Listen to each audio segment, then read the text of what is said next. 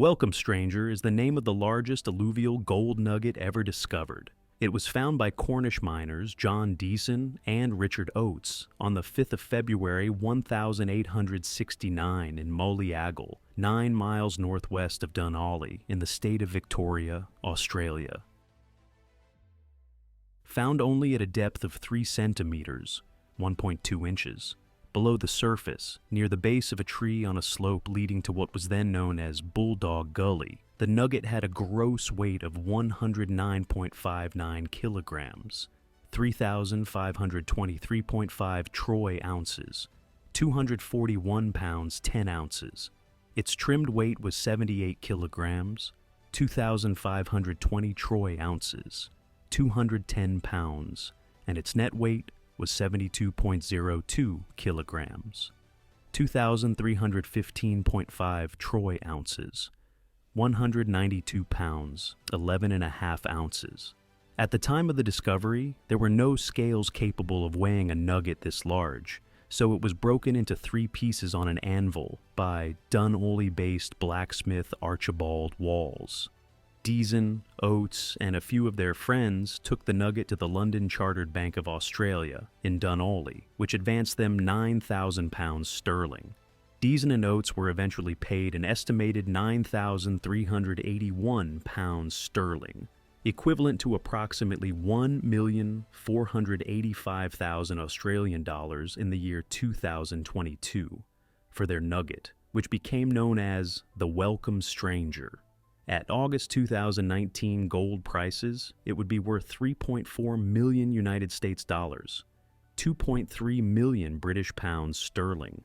It was heavier than the Welcome Nugget, weighing 69.0 kilograms, 2,217 troy ounces, found in Ballarat in the year 1858.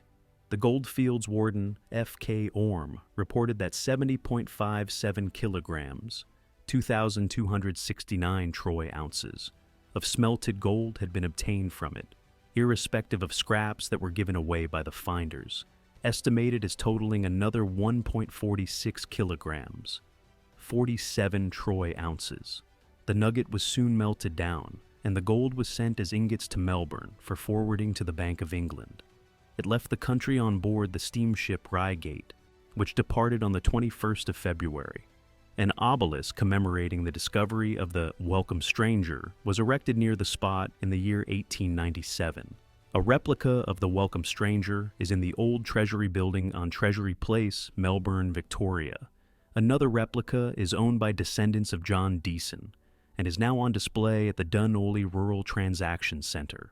Miners and their wives pose with the finders of the nugget, Richard Oates, John Deason, and his wife. A statue in Redruth, Cornwall, England, celebrates the find. John Deason was born in the year 1829 on the island of Tresco, Isles of Scilly, 45 kilometers, 28 miles, off the southwestern tip of Cornwall, England, United Kingdom. In the year 1851, he was a tin dresser before becoming a gold miner. Deason continued with gold mining and workings for most of his life. And although he eventually became a storekeeper at Moleagle, he lost a substantial proportion of his wealth through poor investments in gold mining. He bought a small farm near Moleagle, where he lived until his death in the year 1915, at the age of 85 years. Richard Oates was born about the year 1827 at Pendeen in Cornwall. After the 1869 find, Oates returned to the United Kingdom and married. He returned to Australia with his wife, and they had 4 children. The Oates family, in the year 1895, purchased 3.2 square kilometers, 800 acres, of land at Morong, Victoria, about 24 kilometers, 15 miles, west of Bendigo, Victoria, which Oates farmed until his death in Morong in the year 1906 at the age of 79 years. Picture a dry summer morning in central Victoria. Pale grass, scattered eucalypts, and red earth dusting boots and hems. Prospectors worked claims in gullies that had already yielded fortunes and disappointments in equal measure, and every swing of a pick was a wager against luck and time. The settlement around Moleagle was small, little more than tents, rough huts, and a few timber buildings strung along tracks that turned to mud after rain and to powder in the heat. Water meant life and work. Wash dirt needed washing, tools needed cooling, and men needed drinking water carried in kegs and buckets across distances that felt longer at the end of a shift. Gold fever shaped speech, tempers, and nights. Yarns by a fire, rumors of new patches, arguments over pegs, and quiet reckonings with debts. Into that world walked John Deason and Richard Oates, steady hands known more for persistence than luck, two Cornishmen who had crossed half the world to chase work in a new land. Accounts recall the moment as ordinary until it was not. A pick striking something solid near the roots of a tree, a dull metallic thud, not the ringing of quartz nor the crack of bedrock, but a sound that sent a quick shock up the handle. They cleared the surface gently, scraping back the topsoil with knives and hands, and there it was.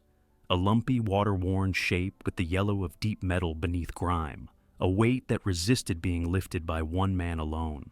Because the ground above it was so shallow, it had escaped detection for years, lying like a buried loaf just underfoot. The slope toward Bulldog Gully had focused runoff over seasons, sifting lighter silt away and letting heavy matter settle. The Nugget's contours showed a history of tumbling and resting, a record of creek energy written in dents and curves. Moving a mass of raw gold, even a short distance, demanded improvised gear and careful steps. They levered the piece with timbers and rope, rested often, and kept curious onlookers at a respectful distance without saying too much. Secrecy protected both the finders and the find. A few trusted friends were enough to help. Too many voices would invite trouble. By the time they reached Dunolly, the thought of an exact weight hovered over every conversation. And yet, the practical problem remained. No local scale could safely take such a load. The blacksmith's anvil became the solution of necessity, and the blows that broke the Nugget into 3 parts mixed exhilaration with regret. Each fracture exposed brighter metal, buttery and dense, and each piece added to the certainty that this was not just a good day, but a day for history. The advance at the bank was a promise against final settlement, a bridge between discovery and payout, and a cushion against theft or sudden misfortune. Numbers told one story, pounds sterling, later comparisons in dollars and pounds. But another story was told in quiet rooms. What such a sum could change in a family, a township, and a memory. In every gold rush, there are benchmarks people repeat to measure new finds, bigger than the last legend, heavier than the famous stone on display, richer than the rival field's prize. Here, the comparison was direct and emphatic, heavier than the celebrated find from Ballarat, and undeniable proof that the ground around Moliagul still carried surprises under thin soil and weary roots. Melting a nugget erases a shape, but not a story. Ingots travel more safely. They stack, they tally, they insure, they ship. Once poured, the gold joined a larger current of metal, moving through banks and refineries, flowing from a rough field to a capital city, and then onward over sea lanes to the center of empire finance. The steamship that carried it out, left with routine manifests and everyday schedules. But those dull ledgers masked the extraordinary origins of some of the cargo. By the time the bullion reached distant vaults, the Nugget had ceased to exist as an object, surviving only in accounts, affidavits, and the living memory of the men who had lifted it. Communities remember with stone and with stories. The obelisk near the spot fixed the tale to a map, giving passers-by a place to point, to tell children, and to retell beginnings. Replicas in glass cases let visitors feel scale with their eyes and necks, leaning closer to see ripples and hollows recreated from molds and measurements. They do not carry the same gravity as the original, but they do something else. They keep the legend accessible, turning a day's labor into a permanent exhibit for strangers born a century later. The path from Cornwall to Victoria was trodden by many who knew how to work rock and water. tin mines of the old country taught skills that transferred to new diggings: timbering, drainage, ore dressing, and stoic patience underground.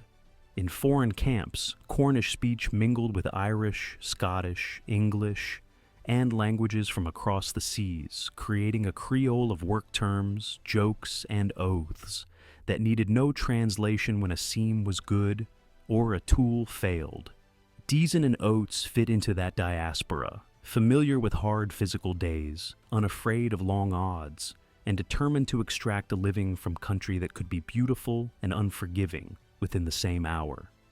A prospector's days were ruled by light and by the condition of hands and backs. Before dawn, fires were coaxed from coals, tea boiled, bread warmed, tools checked.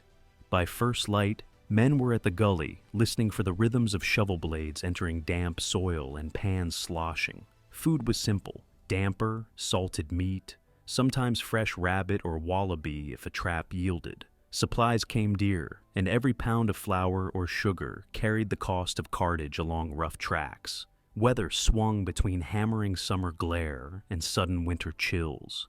The work itself shaped bodies: ropey forearms, knuckles scarred by slips, backs that learned how to lift and when to refuse. Gold changed tempers. A find could attract praise, envy, help, and hazard within minutes. Claims needed marking, witnesses, and sometimes the presence of an official to make boundaries stick. Rumors spread faster than wagons, and more than one argument over a line, a water hole, or a right-of-way ended badly. Against that background, keeping a discovery quiet until it was secured was not caution, it was survival. Deason and Oates' decision to move with a small circle was as practical as a good knot. The shallow depth still puzzles casual readers. How could so much metal sit so near the surface and escape notice? Alluvial systems do strange things over years. Floods scour and redeposit. Wind lays dust. Leaf litter builds. Bushfires strip cover. And animal tracks compact soil. A heavy object can find a pocket and rest where slope and water energy no longer conspire to roll it farther. In such a place, a thin layer of soil may be all that separates treasure from a boot print. The right swing, at the right angle, on the right morning. And the earth yields a sound that changes lives. When tools fall short, people improvise. No local scale for such a mass meant the anvil bore a burden. Breaking a nugget can sound like waste to those who dream of display, but for workers paid in weight, it is a practical step towards certainty. In pieces, the load could be weighed, documented, and defended. In pieces, it could become money. Photographs from the era, stiff with long exposures and careful poses, still manage to show pride and fatigue. Faces hold sunlight and dust. Hands rest on knees with the weight of tools remembered even when absent. In group portraits, the space between people tells its own story: friendship, partnership, and the shared knowledge of labor that is both solitary and communal. When the finders stood among neighbors with their wives, the image recorded not just two men, but a network of support without which the work could not have happened. Cornish miners carried a reputation for discipline and method. They brought timbering techniques that kept stopes from collapsing, and a tradition of reading ground that made them valued on claims around the world. In letters home, they wrote of heat, of flies, of tall trees with peeling bark, and of a sky that felt larger than the sea. In return, news from Cornwall spoke of parish fairs, chapel meetings, and the slow changes of a coast where tides set the day's tempo. Migration braided those two places together, with news and money crossing oceans in both directions. The mention of scraps handed to onlookers or helpers is a reminder that even on monumental days, small generosities happen. Chips and slivers broken off in transport or trimming can seem insignificant next to the whole, but they carry the same purity, the same density, the same glare and sunlight. Those gestures anchor a find in community rather than in secrecy alone. The largest alluvial gold nugget ever found took on a name that greeted the world and, in turn, was greeted by it. The name promises hospitality, and the story returns the favor by inviting new listeners in every year. Welcome Stranger remains what it has always been, a moment when persistence met luck, and when a shallow scrape in red earth revealed a depth measured not just in metal, but in memory.